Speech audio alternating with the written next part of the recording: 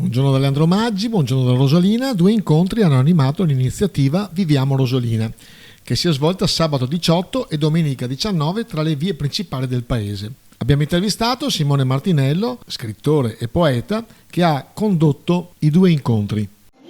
Simone Martinello, curatore e anche conduttore dei vari incontri che si sono tenuti all'Auditorium Sant'Antonio, e un bilancio di queste giornate. Insomma, ieri pomeriggio è promesso andata bene, grazie anche alla giornata.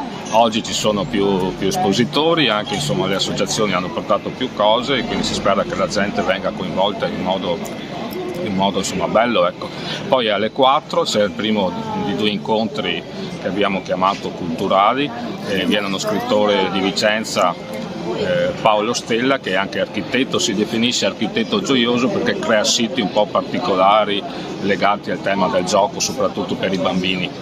E presenta un libro che ha un titolo curioso che si chiama Incursioni di enigmistica botanica. Parla in questo romanzo brevemente di un gruppo di persone si mette insieme per salvaguardare un bosco che vogliono distruggere.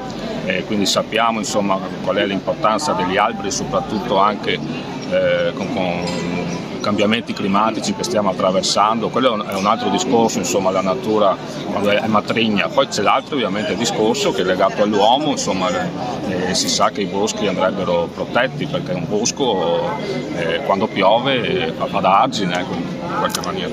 E poi a seguire c'è un incontro messo in campo da Landos, il comitato di Rovigo, con Laura Cominato. Sì, che è una nutrizionista e anche tecnico mi pare di igiene e di sicurezza agroalimentare, che parlerà del benessere e di come affrontare una nutrizione sana, ecco, fondamentalmente. Questa è la prima edizione? Sì, questa è la prima edizione di Viviamo Rosolina. Ecco, organizzata da Legambiente in collaborazione con l'assessorato al commercio della città di Rosolina e con la partecipazione di una tredicina di associazioni. Però Simone Martinello è sempre presente. Sì. Grazie Simone. Per la cultura, grazie a lei. Ecco, noi ricordiamo che Rosolina Mare, di bellissimi incontri che fa Simone, scrittore, poeta e non solo, e grazie ancora. Grazie a lei.